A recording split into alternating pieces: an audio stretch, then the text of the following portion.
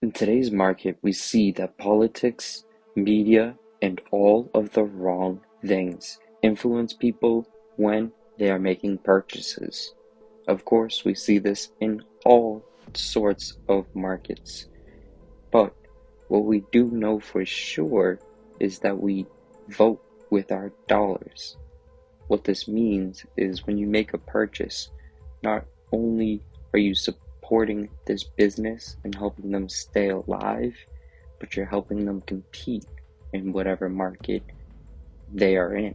We see in the recent past that by using social media and getting a lot of attention, you can use it to gain a lot of influence in the market and be able to persuade brands into using you as a marketing tool. So I'm just gonna look at the camera and go, double chocolate cookie. Of I think course, this is kind of new for average Joes. Before, this was usually only rappers or celebrities. Now we see reviewers doing it, which definitely opens the door to opportunities. There will always be a yin and a yang to each situation. I do think this situation has a lot of good that it could play, but let's discuss the full bigger picture. I definitely don't want to make this a political video, but in the recent past, we can see on both sides that they pin certain stories or try to misrepresent certain scenarios in a way that they are trying to bait reactions out of people or almost finagle themselves into misrepresenting something enough that it's going to make the general public believe something is this when it's really that, which is very scandalous and very shady. Of course it is, but we see this on a very high scale. We see it in politics, something that is a forbidden fruit to do things like this. Of course, it's very seen nowadays, and I think that's due to media. I think that the media has a big yin and yang to it. It's obviously something that shines a lot of light on negative situations, but some of those negative situations are the biggest learning lessons that we could ever be blessed to have access to. How does this relate to cannabis? What am I talking about? Why is this even relevant? It's relevant because nowadays we see the so-called Chads, the guys that came into the game because they thought it was a gold rush. They came to mine gold, but they see that now they have to maneuver in a way that isn't necessarily morally right. Of course, they didn't get into it for morals, so it's not necessarily something that we should be surprised about. But what are they doing? They're using tactics that are kind of manipulative. And what it really is a very interesting use of baiting people in through different media pages. Of course, this is proper to do if you have the right tools to do it. But if you're selling an image or using people to lie for you, it can get real shady. What's very clear is there's a lot of YouTube guys, there's a lot of reviewers or influencers, we could call them, that have been taking the opportunity to kind of pull the wool over the people's eyes, so to speak. And what I mean by that is tell someone that this is good when really it's no good, when really it actually could be bad for you. And this is really bad in the bigger picture. Of course, a lot of people will not necessarily fully care, and no shame to them. I think that once you know better, you can do better. Some people would prefer to be in that blissful ignorance. And I think that there's also some people who would prefer to be enlightened. The truly sad thing about the whole thing is a lot of these guys are using their good face card, their ability to have great conversations, and their ability to relate to the people, and they're using this in a way where they're manipulating the people into buying things that is just really not good for them. Of course, we can look at a lot of these situations, and we can look at a lot of the situations where it really was able to benefit the different brands who took that attempt of pulling the wool over the people's eyes, and it really boosted them up a lot. We see it to this day. Of course, I don't think this is going to be something that will change.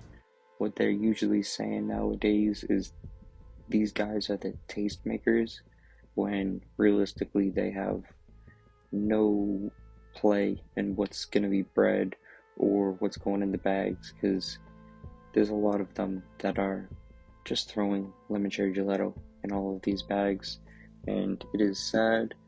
It's definitely honorable to some extent when we see certain reviewers working with brands and they are really putting out good genetics. But if we see a brand or a reviewer like I Fear Mids, for easy example, where he is going to work with sheesh, they're going to have a lot of things that are scandalous that they did.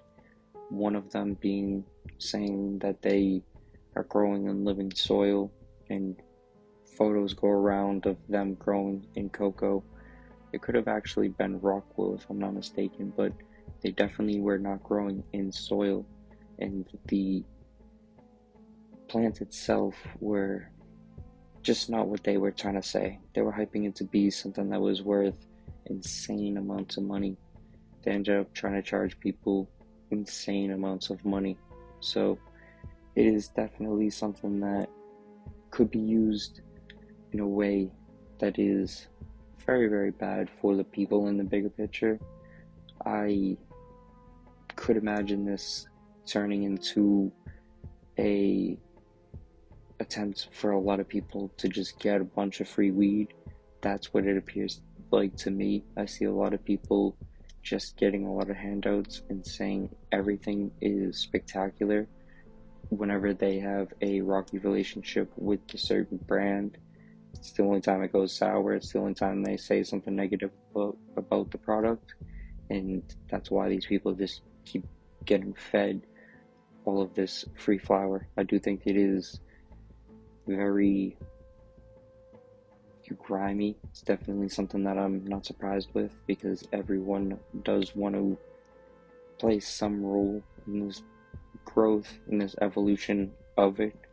But what I truly am sad about is I think that this is going to put a big halt in the evolution when everyone is saying things are good, putting people in the position of thinking that a piece of shit is a popsicle is a horrible thing to do. And I think a lot of people are very much doing that at the moment, and it's sad to see. I do think in the bigger picture, certain lists, certain ways of really ranking things against each other is going to be a great way of actually showing people there is levels to everything.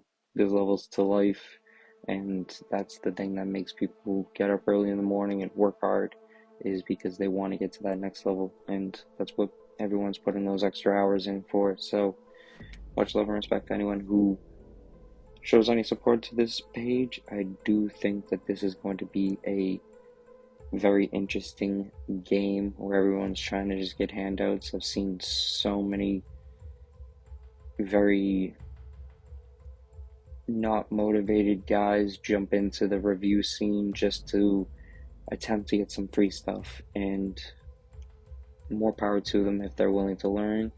If they're not and they're just trying to get some handouts and they're saying, ooh, this is gas, step aside, buddy. You definitely got enough handouts, and the Homeless Act is no good anymore.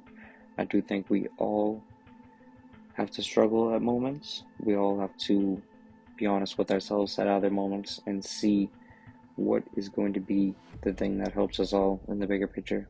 I think this could be harming us all, and I do respect anyone that's going about this review shit in a great way, because I know it actually takes a lot of money out of your own pocket to get shit done, wastes a lot of time. So it's definitely, it's a hard pill to swallow when you see a lot of these guys that are scumming it and really benefiting out of this. There's a community of guys who are now asking for money, asking for payments to do the stuff. I should have brought this up earlier in the video, but I'll just tag that. I'll post the actual photo earlier in the video. This right here is iFairMids attempting to ask for money when he does reviews or anything, which to me, hey, if you're able to have a YouTube channel, you're able to have all these different things, these other outlets that you could generate income off of if you play your cards right. I do not think that you should be requiring any money or even extra weed from someone. Even if you're doing a contest, you should have a set requirement for each brand and a prize that they could win at the end. Of course, some people want to make a lot of money. Those are usually the guys that don't see the bigger picture. They don't see the fruits that you will get from your labor in the long run if you stay solid, stay on the right track. Don't try to cut anyone's throat trying to get your bag up. It will never help the whole bigger picture, and that's what is necessary for everyone to stay alive in this wicked game against the legal market. We see that, of course, the people who would pay you for all this stuff is those chads, is those guys that have the big boatloads of money that they can just spill around and see who's willing to pick it up. It's never the guys with morals who are willing to pick it up. So hope this video shed a light on what is going to most likely play out, if it hasn't already played out to its breaking point. I think this reviewer stuff is getting very corny.